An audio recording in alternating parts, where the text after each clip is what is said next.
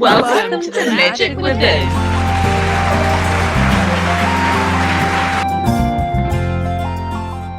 Hello, Avalor.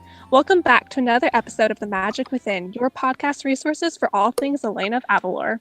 Okay, so as always, we are coming at you live from our Elena of Avalor Discord server. We've been a little bit quiet on the podcast princess front, but no worries, we've just been enjoying a bit of R&R, and we're back and ready to roll. Woohoo! Anyways, yay! Anyways, tonight we are excited to sit down and discuss the most recent Elena of Avalor episode, Not Without My Magic, which was an exciting yet heartwarming episode written by Rachel Ruderman and directed by Rob Pratt. Boy, do we have a lot of thoughts about this episode. A few speculations, a fascinating look at the legends and lore behind the mythical creatures introduced in this episode, and just so much more. And of course, joining me tonight is the rest of the squad, your podcast princesses. So we have Lady C. Hi everyone, it's Chrissy from New Zealand. Lady J. Hey, it's Jenny from California. Lady A, which is me, Amelia from Oregon. Lady G. Hello, it's Georgia from Greece. And last but not least, Lady B. That's me. I'm Becky, coming to you from Germany.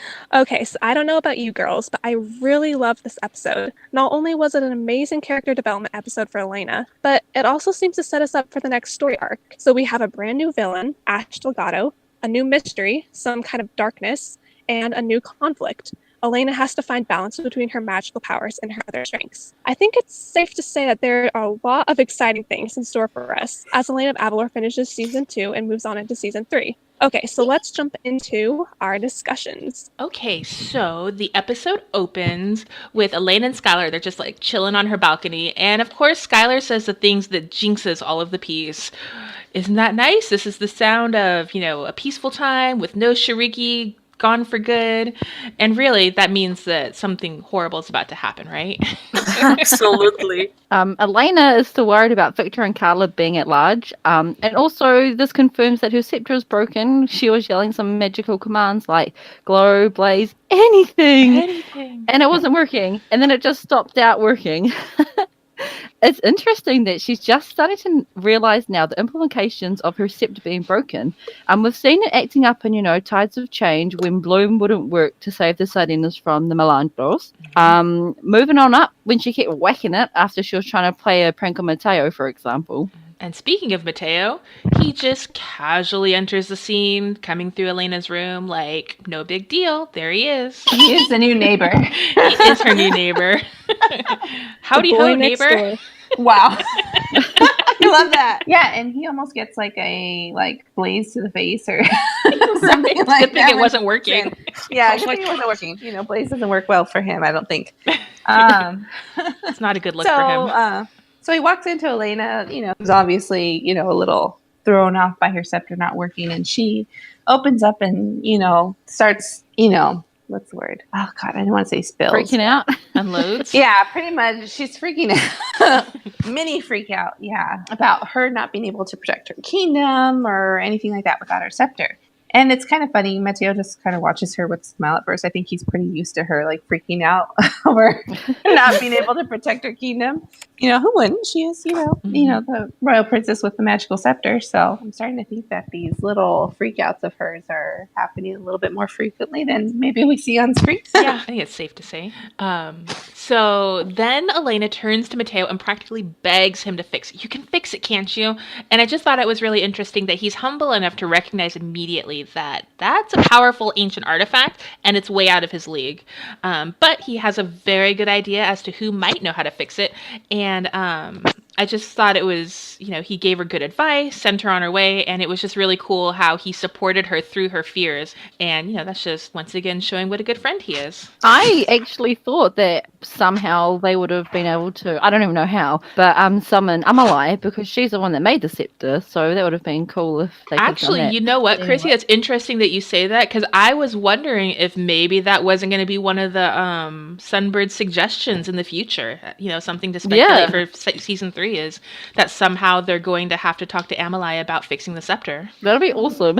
Right? Didn't they talk about visiting the ancestors branch at some point in the future? I They think That would be did. really They cool. did, But yeah. like for the musician guy, I think, or not? Yeah. So we shall see. Right? Here's hoping. Elena, she's beyond pleased by this idea and she rushes off to Vaistreya. And it's nice to see our impulse princess hasn't changed one bit. Not one bit. Isn't that the truth, though? And then, while in Biostray, you also get to see Cruz and Vestia on the run, just kind of flying through the air. And at first, it was just really nice to finally get to see their individual personalities. Well, Vestia's anyway, because we saw Cruz being all cocky and shapeshifters, but this is really the first time we get to see who Vestia really is. Yes, and I just thought their dynamic was so interesting. Like, they kind of remind me of a darker version of Gabe and Naomi. Like, Cruz is very straightforward. Let's just shove these giant boulders that are way bigger than us out of our way. And Vestia is more subtle and diplomatic. Like, she's like, well, why don't we, like, pick these little rocks out and maybe that'll make the bigger rocks move. So she has a certain subtlety that Cruz lacks.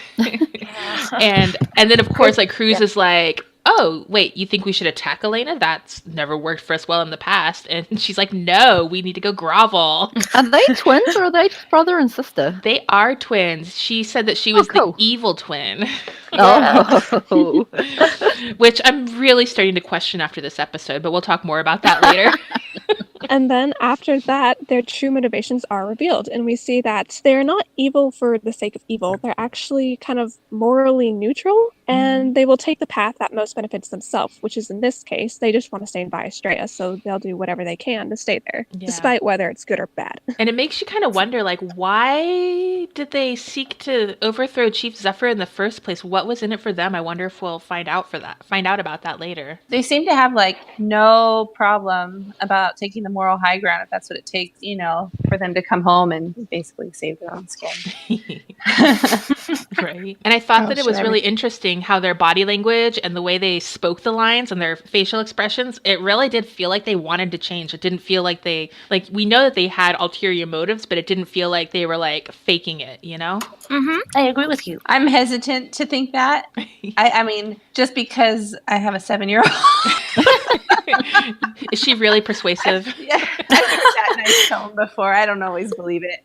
I mean, don't get me wrong. I think the first chance they get to like do something that really benefits them, they're gonna like mess up again. Exactly. Yeah. I mean, I'm sure that they're gonna try their best to keep their peace, but yeah. We're definitely not done with them, I'm sure. I just don't think they would, mingle with the bad guys like Shurika's gone, so now the Delgados and stuff like that. Especially not the Delgados because they treat them really badly. Yeah. I just picture them like crossing their little fingers behind the back of their paws or their paw fingers. And like saying like, I promise we're never gonna work with Shuriki again. And now that Shuriki's gone, it's like, they're not lying. But Ash Delgado.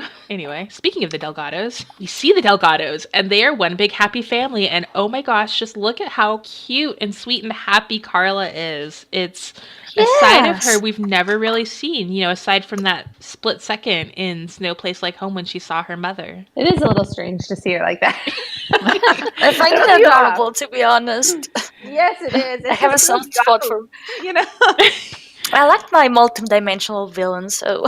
Yeah. But and that's exactly right. In most shows you see just one portrayal of the villains, which is genuinely the evil side. So it's really good to see the more softer side. Yeah, and it's kind of nice. I mean, it's one of my like gripes about Shuriki in general is she's just she only has one side, but like literally every other villain in the series has more dimension, like you said, Chrissy. It's nice to see. But so we quickly see that as soon as Carla leaves the room, there is trouble in paradise. Victor and Ash are at odds with each other. And Victor's mad at Ash for being gone for 7+ years. Okay. So Ash seems angry that Victor took the initiative to become a Malvaga while she was gone. Or, at least that's how it seems. Mm-hmm. Why? Why does anyone think that? Maybe she wanted to have the power and be like the only one. Yeah. Oh, Well, she said she was going to Perhaps. train him, so I'm like wondering if like she has a very specific kind of Malvago power, and now they're connected to Fierro forever, not her. Maybe. I also kind of feel like, perhaps. I mean, I think we're discussing this a little bit later on, but I think her, she has ulterior motives too. Mm-hmm. You know what I mean? She may not, I mean, there must be a reason why she wanted to go and why she's mad that he didn't wait for her. I'm pretty sure there must be something to that Yes. that we're not knowing yet, and I'm sure we'll eventually True. find out. And also Makes why sense. they wanted to become Malvagos in the first place, so that's a big deal.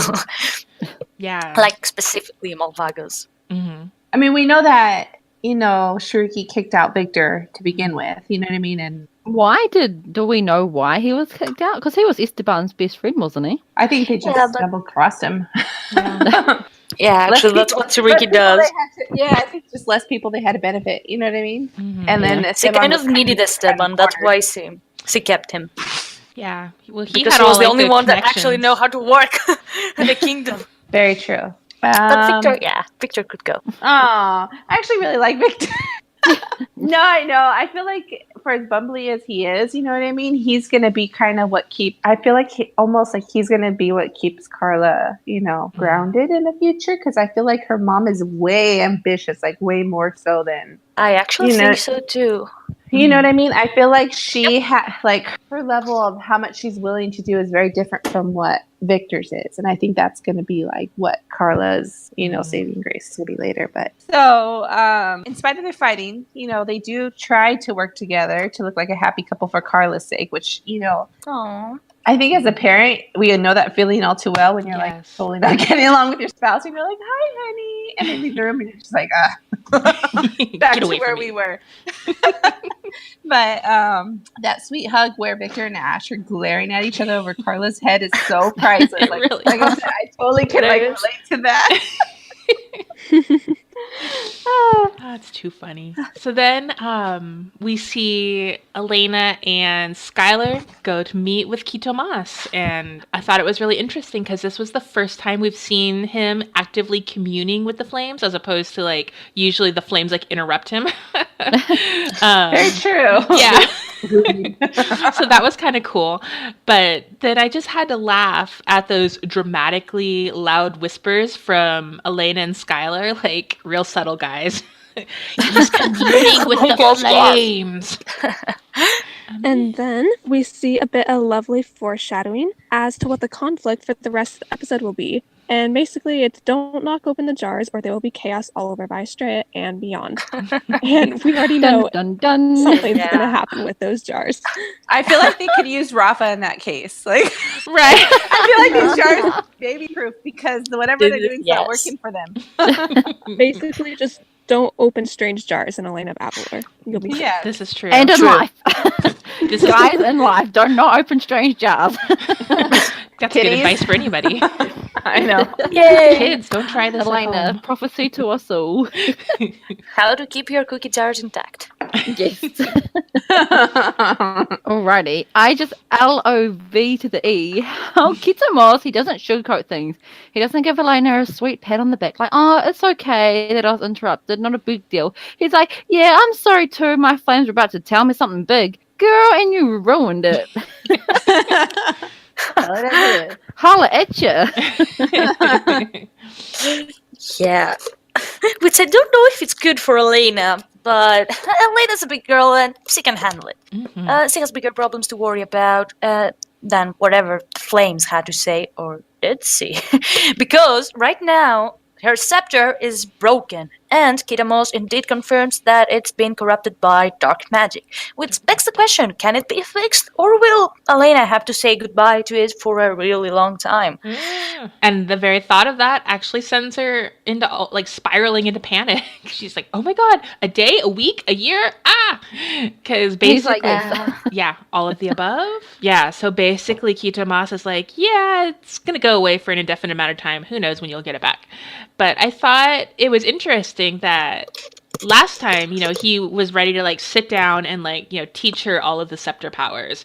And this time he was like, there's more than one way to defeat a wizard without magic. And instead of like sitting down to explain it, he's just like, all right, here's a solution.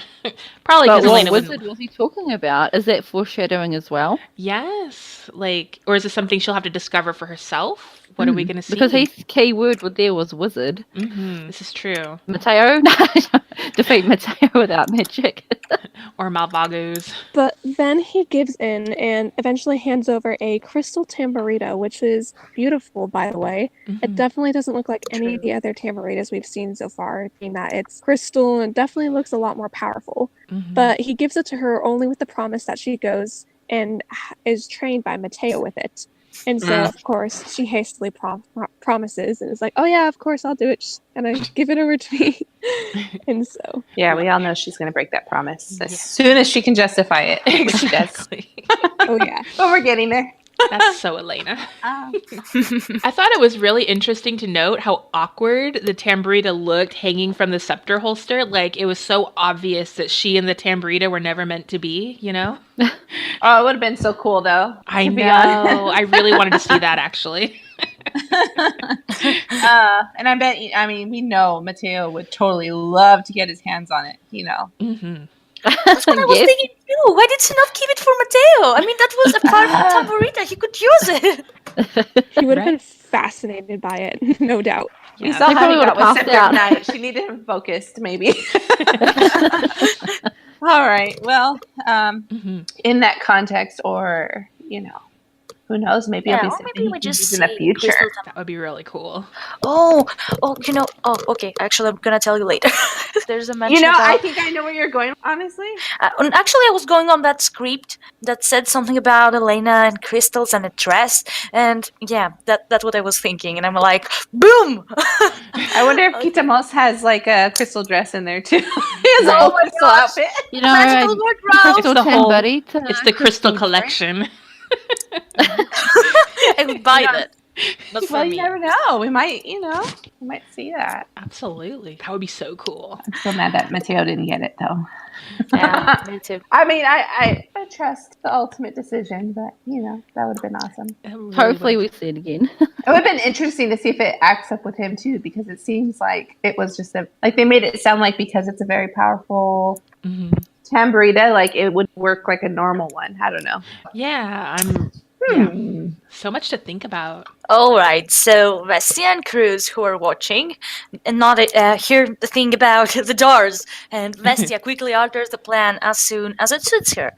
And it's really interesting to see that they still want forgiveness and go home, but they would still prefer not to grovel and beg. They make this entire plan about freeing a dangerous creature and then saving the day and gaining everyone's forgiveness. Yeah, they want to come as heroes rather than forgiven outlaws. And King Virago, he's in much better spirits this time. He seems much more happy to see Elena this time around. Go away. And it seems like he came to Elena to help with the Cruz and Vestia problem.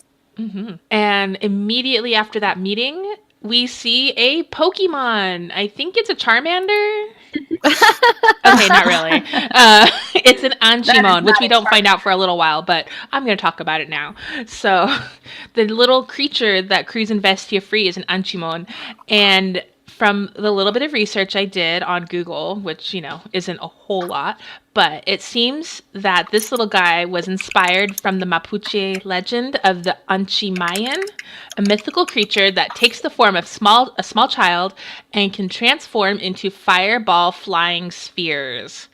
Oh my goodness. Right? And they are created, the reason they take the form of small children is they are, created from the corpses of small children. Which is really super creepy. Nice. What research has the AOA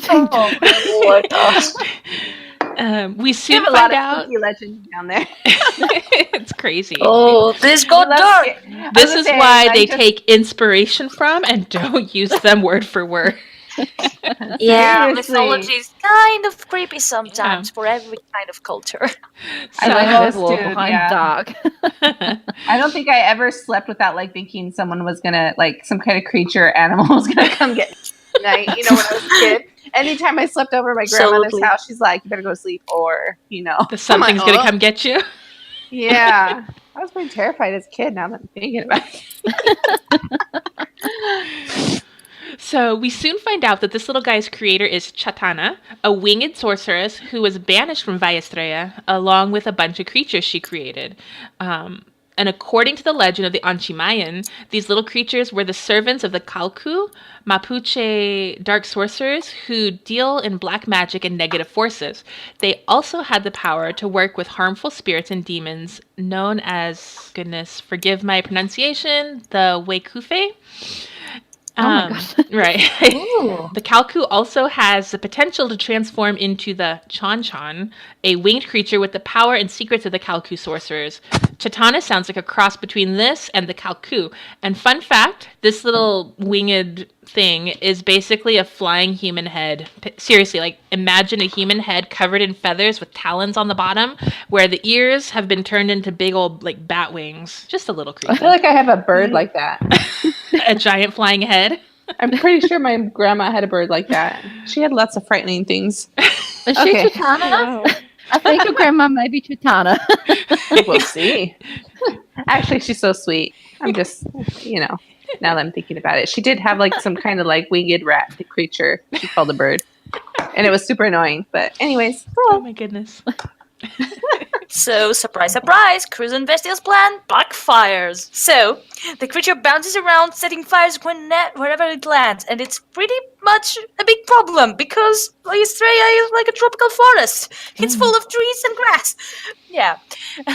And I thought though that it was really cute when Cruz and Bestia spoke so sweetly to the little Anchinamon without knowing, of course, how destructive it is, but it really makes you wonder about their true personalities. Are they just the victims of an identity crisis? Are they really evil at heart? I mean, Vestia claims so, but she didn't show it in this ep. They were kind of wild cards, to be honest. And it's funny how they really didn't think this one through at all. I mean, wait, this creature can start fires. Crap. it's like parenting when you think about it. It's like having a toddler. Oh my gosh. Cinnamon is their new child. In a maze. Yeah, you think, you talk sweetly to it and you never realize how destructive it could be. Yeah. It's It's like a toddler. Yay. Exactly.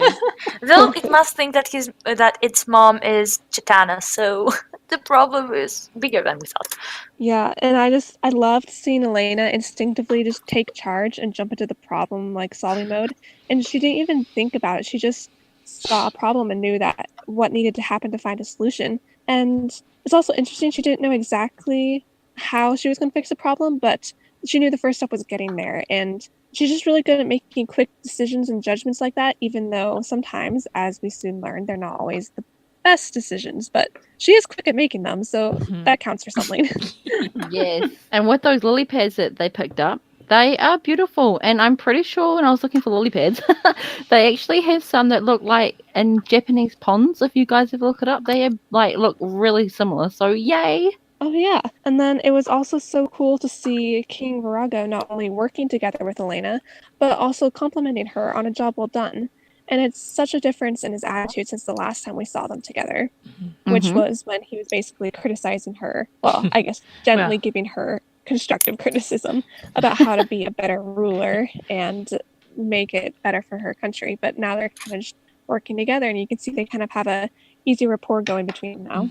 And when the water solution doesn't seem to be fast enough, Elena then does what she does best, and she just comes up with another solution on the fly. And even though it's kind of reckless and impulsive, it still makes the problem a lot worse, and it's not good. Yeah. we know what's coming next, right? Yes. She breaks the one promise she said. Oh, yes. She did promise not to use that tambourine until she was trained with it, but we all knew it's Elena. Of course, she's not going to wait till she's trained with it. If she needs it, she will use it. So she doesn't listen to Skylar like at all. And she ends up casting a spell that backfires almost as badly as Cruz and Vestia's plan, which is actually, I don't know. It sounded like she had good form. You know what I mean? She had the pose and she said the word right, but no. She's a good learner. She observes. Also, you really gotta love Skylar's response to her shock and dismay. Like, maybe because you're not a wizard? Skylar's like what we're all thinking. Yeah, absolutely. He was, the Impulse voice control of reason voice. of the episode. Elena, we've seen Wizard in Training on repeat. We Right. know. We know why this didn't work. Right. Gotta love Skylar just pointing out the obvious that we all know. Mm-hmm. And then I can't help but wonder if she said the incantation wrong, or if the creature is just immune to magic, or maybe a little bit of both. Mm-hmm. I have a feeling she probably said it wrong, seeing as she's never had any practice with a tambourita, but we'll just never know, I guess. Apparently, they're kind of finicky from what I mean, because Rafa kind of did it too in That's true. the last She episode did. too. You know what I mean? So She sure did. maybe a crystal tambourine is extra picky. This is true. We'll say that. Maybe it's like a wand and you choose its wizard. Sorry, I told myself. So I couldn't help but notice, actually. So at this point in time, I just sort of had the thought, and it kind of makes me sad, but I totally get, because, the whole time, I don't know about you girls, but I was thinking, why didn't Mateo go on this adventure? Because, magic, he's, would be kind of helpful, wouldn't he? And there's two obvious reasons why he's not there. One, he would just cast the spells, and Elena wouldn't have this problem. And Then two, she would learn nothing. exactly. She wouldn't learn anything, and that's kind of the whole point of the episode. And in the event that Elena did insist on helping with a tambourita, well, he might be all go with the flow. Okay, Elena, whatever you say about most things, but I think he would flip out if Elena tried to cast wizard spells without proper training. Like, no one knows the dangers of magic better than Mateo, and he would not just, I think he'd put his foot down rather than let her cast magic recklessly. Though, in the heat of battle, training session might be kind of fun to watch. Honestly, I think he's still recovering from when his mom almost moved in. So he's on This is vacation. true. So. This is true. So, enter Cruz and Vestia. Oh, we talk about Cruz and Vestia a lot in this episode. Okay. Anyway, keep going. Enter Cruz and Vestia to save the day! Dun, da-da! Yeah, exactly. That was exactly the sound I was thinking of. Great minds think Well- alike. Well, you guys, you could say they play with fire and get burned. Oh, girl, honey. George is on fire today. My God. Okay, we're having Well, they're awesome, but everything actually is awesome until they get caught by King Virago. Burn. Oopsie. And they were completely honest again, which is very interesting behavior for supposedly evil Jacquelines. Although, they do have that ulterior motive, but, they seem pretty determined to make it right to get home, Yeah. Well, it's not easy being evil. Yeah, no. Well, they felt really remorseful too. Like they did feel bad that they caused this problem. Interesting. I think that, what is that movie? Or maybe it's a show, or maybe someone just said it in passing. I don't know. I just have that thing. Mhm. Oh, God, what was it? Oh. Where, like, God, it's like someone's not sorry for what they've done. They're just sorry they got caught. Yes. That's what my You mom know what I always mean? said So, to me. I don't think that they are completely, like, they feel bad for what they've done in the past. I think they want to get home, though. So they're like, all right, whatever you guys need me to do, I just want to go. But, yes, don't forget, they did cause this mess. So even if it is with the best intentions, Mm-hmm. Makes sense. Yeah. wasn't exactly the right way to go about it. No, definitely not.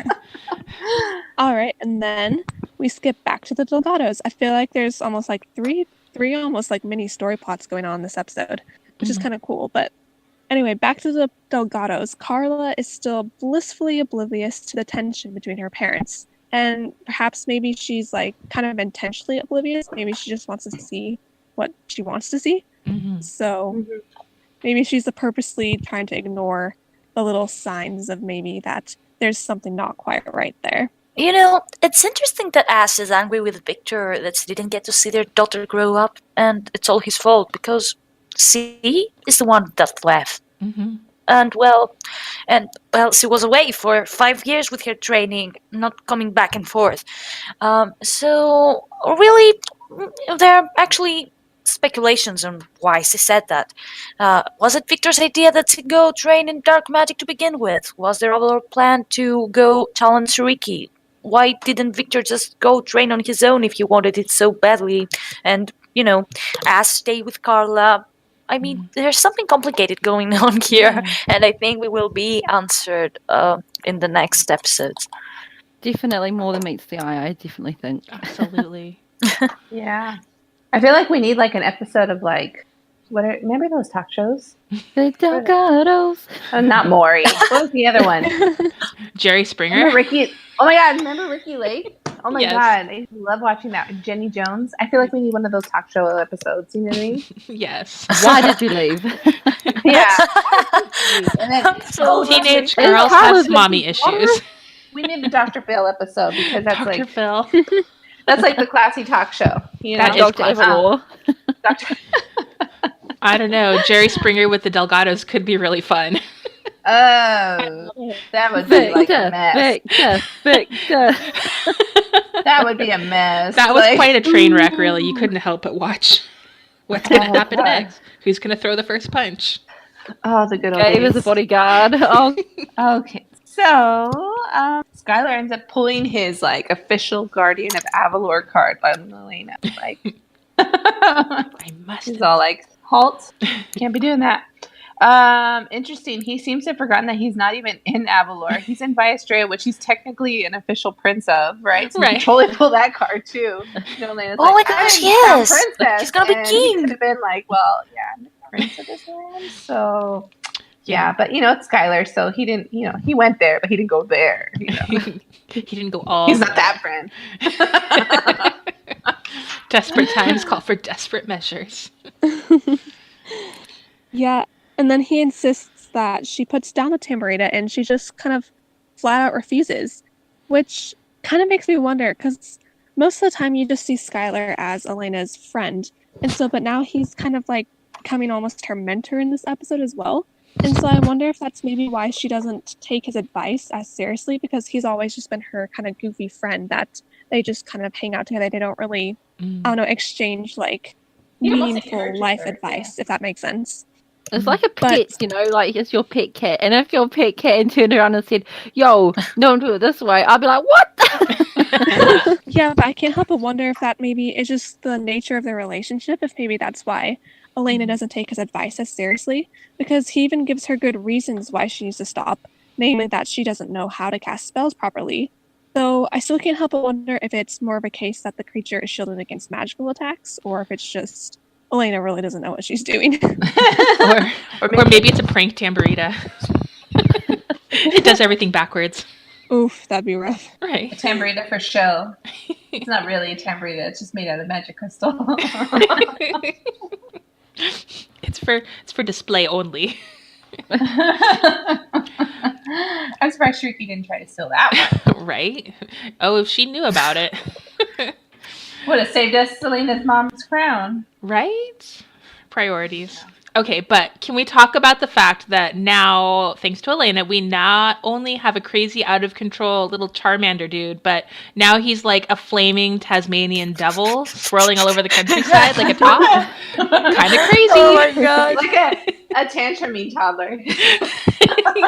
That's exactly Oh gosh. flailing We're on fire. limbs, throwing a The tantrum. toddler has just evolved into a new Pokemon. It's a Charmeleon now. Oh. Oh my gosh. Wasn't the Charmeleon the super, like, what is it? Not aggressive, but he was like the one that was always like, meh.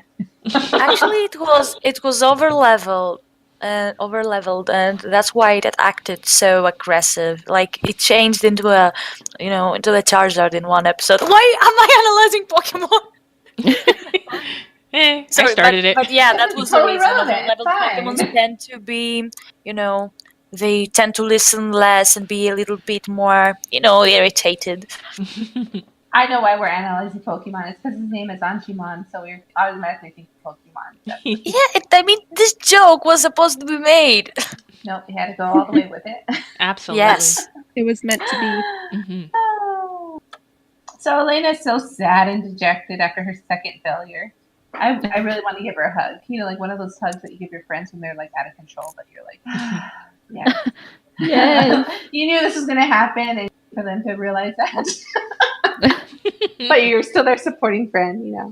Speaking of friends, like I sort of wonder if she does have a new appreciation for what Mateo does, and how easy he makes it look after her experience with that crystal tambourina. That's a good question. Oh, yeah, me too. And then Skylar is focused on the problem at hand and is still pretty annoyed that she used a tambourina, which, to be honest, I think we all would because, as we've seen, the tambourina isn't exactly working for her, but she's very persistent and determined to prove that she can use it. But then she cracks and shares what has been on her heart since she realized her scepter was officially tapped out earlier that day. And basically, she says that she feels powerless without her magic, which is kind of sad because to everyone else around her, we can obviously tell there's more to her than just her magic, but she doesn't see that. And we knew that this day was coming because she was becoming so magically proficient and has been her go-to solution for a while. And all good leaders need to find a balance between their various strengths, even the magical leaders. And Skylar just continues, Skylar continues to be just such a good friend, and he keeps insisting that she's more than her magic, and he lists all the amazing things that she's done without magic through the power of song, which I don't know about you guys, but I love the song. It was so sweet. And It's still too fresh. Yes. I cry. I know. Yes. I love that he gives about as great pep talks as Elena, I think. You can definitely see why they're so similar and that they get along so well because they're both really good encouragers and just really great friends too. And the song, it was catchy and it was sweet and it was just, I really like the duet because Skylar doesn't really sing that often. I mean, I think he had, I can't remember his last song. I think I it wanna was say with his the brother. one way back in the first season. So it was really fun to hear him sing again. And so it was really fun to watch that and I really liked it.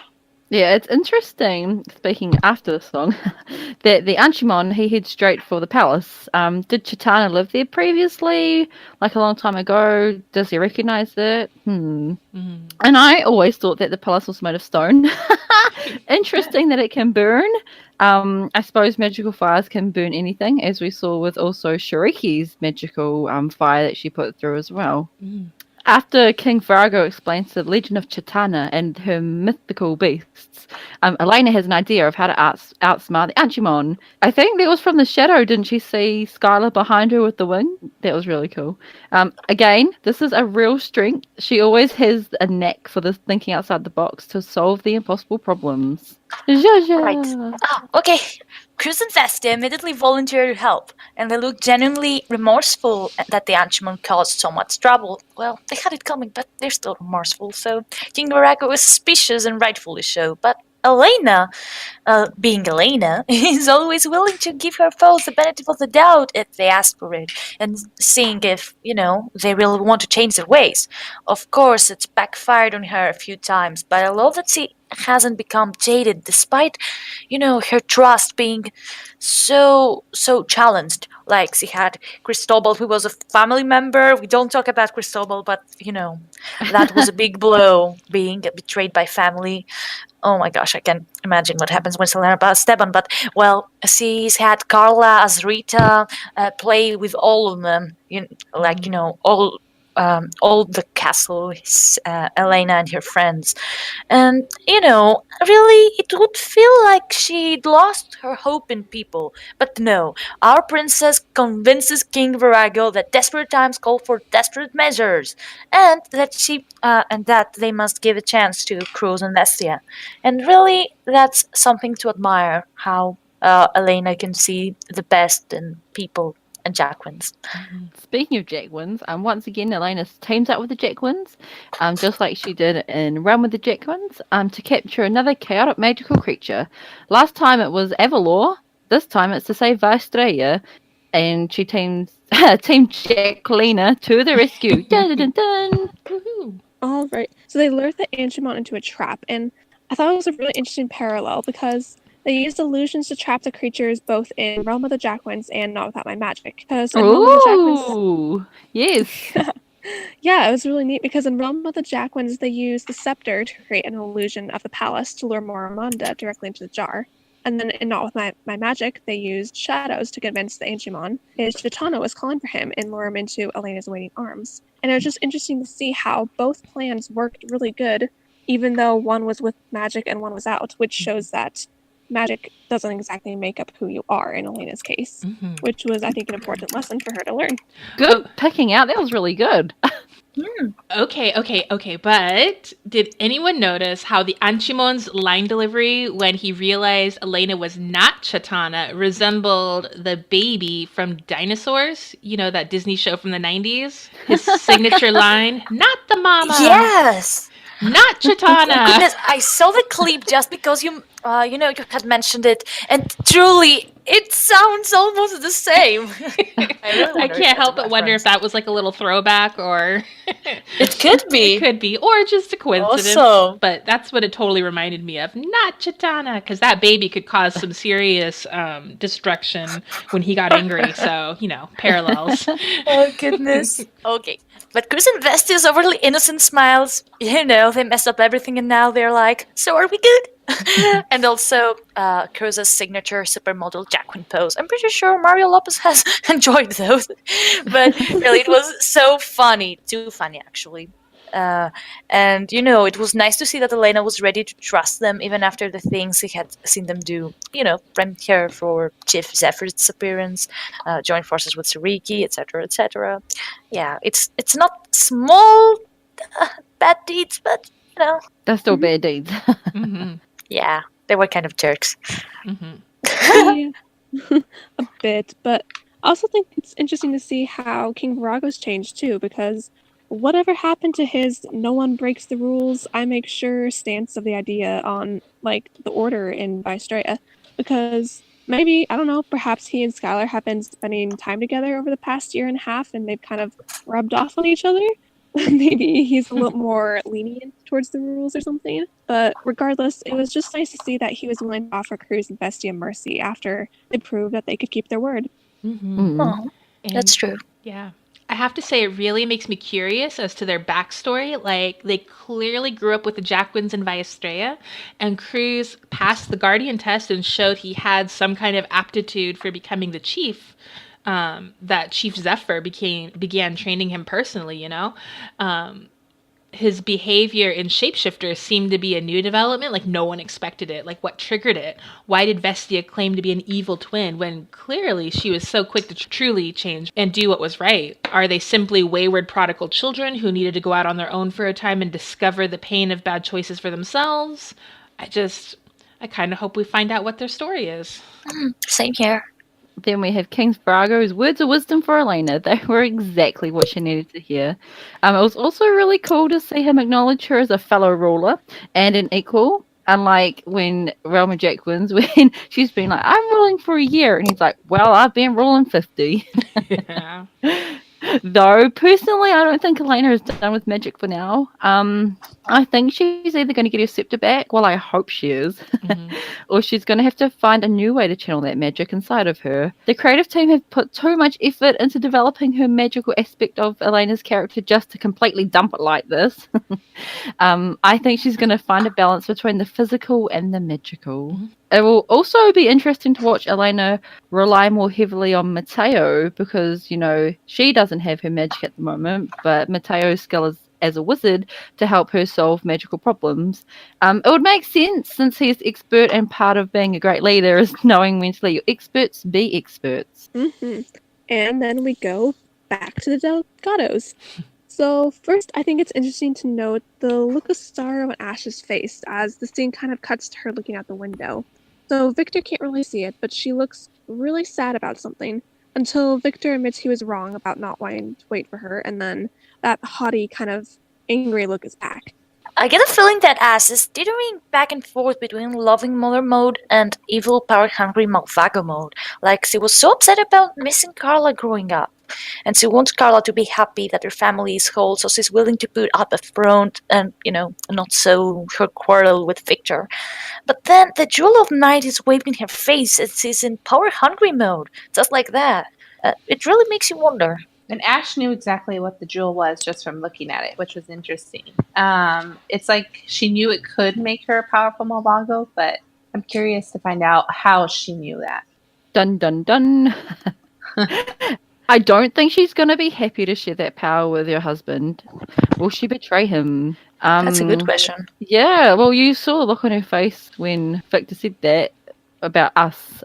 Oh, also, why do they need help from a certain princess? Elena. I guess she's that certain princess Ash referred to. What could Elena offer them? The magic in her blood? The fact she's a princess? Oh, that would get creepy very fast. Well,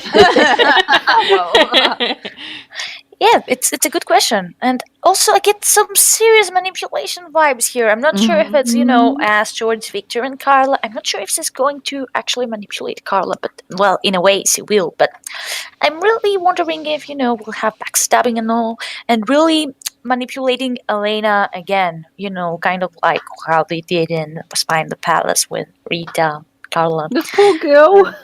Yes, it's been through so much. All right, but going to the happy stuff. Carla's reaction to seeing them truly affectionate with one another is hilarious. This lovebird thing is kind of getting gross. Such a teenager response. Yes. All right. So back to Elena. She returns the jar to Quitamos just as he receives an updated prophecy for Elena. I feel like it's like these prophecies are like Twitter. It's like they're just popping up. Tweet. Yeah. Got a tweet for From you. the flame. The darkness. You're not done with it. Retweet. Retweet. Hashtag get ready. No. Hashtag Quitamos. Out. Hashtag fight the darkness 2K19. Wow. Okay. Hashtag let them kiss. Woo! So I don't know about you guys, but I never really thought for a second that Shrieky was the darkness from the original prophecy. What do you guys? Did you guys ever feel that it was all done? No. Definitely, she's definitely not the darkness. Straight up. Right. Yeah. Exactly. I just kind of thought it was a little too metaphorical, not specific, and never once in what Shrieky was specifically doing was any kind of darkness really mentioned aside from just, generally being kind of a jerk and evil and stuff. Well, I think it's interesting because Shrieky was doing something more on a personal level, not something on a grand scale level. You know what I mean? Yeah. I think we talked about it actually back on Tumblr, back in when we saw Jewel of Maru, now that I'm thinking about it. But I mean, there was an interesting part about how the darkness Muru back in the day. Yeah. And it kind of gave us that vibe, okay, is this the dark, not necessarily the spirits of darkness that we saw in there, but is this the darkness that could possibly come back, from that prophecy, which was, given, a little bit, earlier on. But I think it was always I think we all had it in the back, especially because it just, like I said, Shrieky's motivations were very, very personal. And something that could prevent Elena from becoming queen and then causing ruin in Avalor just seems like it'd be something much greater than that. Yeah. And as we're finding out, there's a whole history to Avalor in villains that we haven't even really gotten to know yet. Just like with Chitana. I mean, technically she's banished, so I'm curious to see, She's out there somewhere.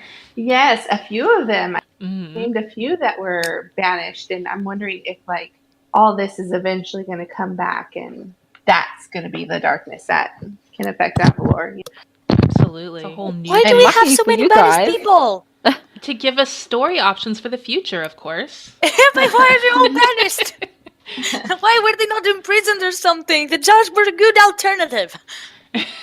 Well, because they keep forgiving villains for the stuff that they're doing now. Yeah. Exactly. Haven't they learned? Gosh darn it. No. I mean, if you got it, there's always got to be a balance for all the good. There's some evil somewhere. Exactly. So, but as far as the whole storytelling goes in season 2 with that whole arc, I kind of felt, and I think we all agree, that nothing really happened in that story arc to indicate that Shrieky was the fulfillment of the prophecy. Like Jenny said, her motivations were just too personal and not big picture. She may play a part, being in the jewel. I mean, her soul being in the jewel or something like that. But making it extra evil. Well, yeah. We do know that she won't be the big baddie anymore. Yeah. We do know that she is gone for good. Craig Gerber confirmed that in a tweet this week. She be dead. She be dead. Yeah, celebrate. This does not, however, stop us from feeling pretty bad for Elena. Poor girl has been through so much. I mean, could we maybe please give her a break? I mean, I suppose I mean, technically, with the hiatus, she's had a break. But no, I'm just kidding. I suppose if there was no more huge threat to her rule and her kingdom, there'd be no more story and thus no more episodes, and then we'd all be sad. Yes. So I'm kind of thankful that there's more. I'm sure we all are. Yes. So sorry, Elena, but we want to continue watching. So So we keep gotta up the suffer a little bit conflict. more. We love you though. Always. Oh my god. So searching around, I found this Mexican legend of an old witch that is usually able to shapeshift and fly, while it is said she obtained her powers by selling her soul to the devil. That's called the La Lechuza. Now, As may not have sold her soul, but it is very possible. Yeah, we won't go that far, but it is very possible she has made a deal and was trained by a powerful evil figure to become a Malvago. Well, we're speculating that's Chitana. Most importantly, however, her outfit theme is inspired by an owl. And who knows, as an experienced sorceress, she will most likely have the powers mentioned. And I was thinking, maybe there was some inspiration there. Maybe not. Who knows?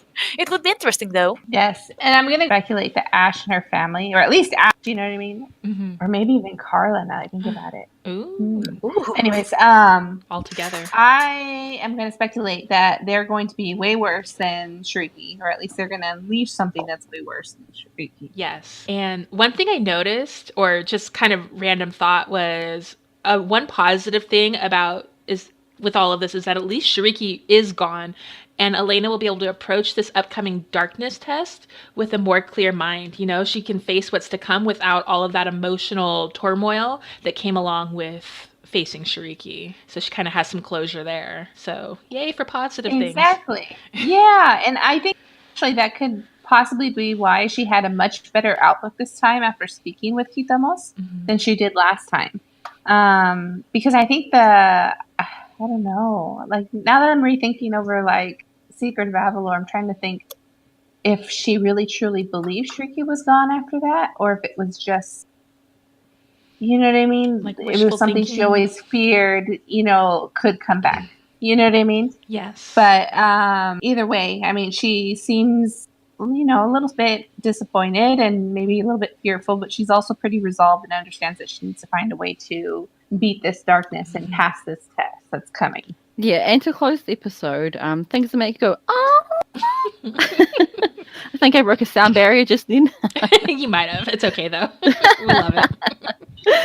That sweet moment with Skylar. I'll have something much better by my side, you. And then a cuddle and Skylar purring. Oh my god, right in the feels. Yes, and on that note, the episode ends, and what a heartwarming, meaningful episode it was. And I just loved so much about it. And so, girls, let's talk about our favorite moments of this episode. Lady C, would you like to start us off? Okay. The animation, for example, the fur on the Jackwans looks so realistic. Like you could almost reach out and pet them and be able to feel their coats under your touch. You guys always do such an amazing job with animation, but you can reach out and pet them. Also, that song, Skylar and Elena singing together, was just so beautiful, and his encouraging words throughout were just so inspired. A real tearjerker. Oh, I know. I love the song too. And just every episode with the Jackwins in it, I'm always just so blown away. I love the Jackwins. They're always one of my favorite creatures from Elena of Avalor. And how about Lady J? What was your favorite part? So my favorite part is watching the dynamic of the Delgado family unfold. There's still so many unanswered questions. And watching Ash show signs of being a villain that could give even Shrieky a run for her money was very interesting to see. Also, watching Elena solve this without her magic was very nostalgic. I think we all kind of forget the first few, 9 episodes didn't have Elena using her magic at all, and we kind of forget that. That's so true. either way, it was all fun to watch. It'll be interesting to see how she tackles this in the future. Yes, I love that too. All right, what about Lady G? What was your favorite? Oh, well, surprisingly enough, despite this episode being extremely important to the transition to some serious events regarding Elena's ability to fight and protect her kingdom, with magic that is, because she can anyway, I was kind of drawn to the side stories. I mean, I enjoyed watching the complicated family dynamic between the Delgados, and especially Carla being happy to have her family back together, kinda. it was interesting how Victor and Ash were trying their best not to upset her with their quarrel. Also, I really liked Chris and Bestia. They were so much fun. They sounded like siblings throughout the whole thing. It was so funny, and I especially loved about that. I love that line about Cruz not being as smart as Bestia to make up this whole plan. And also their personalities got a bit more dimension this time. Yeah. All right. And Lady B, what was your favorite part? I have to say that my favorite part was Ash Delgado. Now, I'm not usually a villain fan, like at all, but I adore her character design, and her voice actress is amazing. And I believe she also plays Azula from Avatar, in case y'all were wondering. So, Oh, my old passion. yes. So, just perfect for this role. And the way she delivered every single line had me wondering what was really going on inside her head. She's so smooth and mysterious, and I think she's definitely the one to keep our eye on moving forward. Move over, Shariki. Mommy Delgado is taking the stage. Yes, she's such a dynamic character. I can't wait to see more of her. All right, and then my favorite part was literally so many parts. So seeing more Delgado backstory was definitely a highlight, as was seeing Elena and Skylar interact in their sweet song, and also he purred again, which I absolutely loved. And then I also really liked seeing Elena have to use her ingenuity and think about problems from a different perspective in order to solve them without magic. And you can definitely see her learning and growing in that episode, and I just thought the character development was really cool. And so, as we've all discussed, there were just so many great things to love about this episode. And while we Absolutely. enjoyed this episode, we are also looking forward to the next episode, which is Luna's Big Leap, which a little bird told us was written by the one and only Tom Rogers. And as usual, we'd like to take the moment to talk about some of our speculations for this upcoming centric episode. So, Chrissy, do you want to start us off with that? Okay, so for Luna's Big Leap, we were so fortunate enough to get a sneak peek from the one and only Tom Rogers. Princess Tom. And Princess Tom from California. In our last podcast about this episode, where Luna has a Madonna/Lady Gaga mashup song, so we are so looking forward to hearing her sing and become the diva and slay that song. Yes, I'm so excited for the song too. And I can't help but wonder if it's going to be kind of like the training Gabe made Elena go through in Princess Knight, or if the story will parallel in some way. Like, perhaps Luna is really bad at being a guard at first, but then slowly finds the determination and encouragement she needs to succeed and proves everyone wrong. Or it could be just the complete opposite, and she realizes that being a guard just isn't for her, but that it's okay to want to try new things. Or maybe it's just obstacles in her guard training, and she's just jumping over them, and she sounds them with her big leap. Oh, I don't think that's going to happen. Well, you know. Amazing. Yeah, I also kind of wonder Yes. if this is going to be like just focused on the Jacquins of Viastrea alone, or if maybe we'll see the return of Elena and or Mateo's shape-shifting abilities. So then Elena will be a part of it too. Probably not, but you know, it'd be fun to see them again. true. That was fun. I love their designs. Yes. Or maybe Issa this time. Yeah, that would be really No, cute. she'd love that. Oh, this isn't for magic, you know. Probably she would study the rules of aviation. She probably would. So the official episode synopsis is Luna convinces King Virago to give her a shot at joining the King's Guard and gets partnered with a gruff Jacquin named Tornado to show her the rope. Either way, Oh, I can't wait to see her design. right? Is it tornado or tornado? I'm going to say tornado. No, just kidding. Probably. It sounds cooler. It sounds cool either way. Perhaps a romantic interest. I'm just kidding. Ooh, well, Cruz did not work out, so... Maybe tornado. Tornado. Tornado.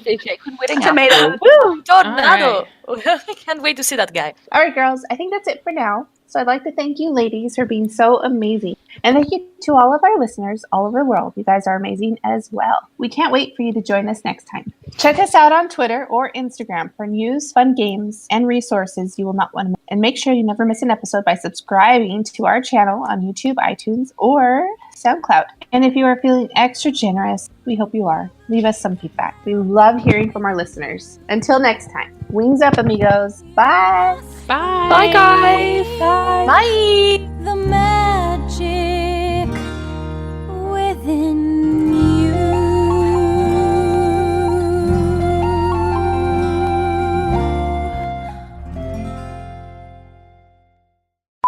Chonchonies is the polite way of saying it. Chonchon is how I say it. So.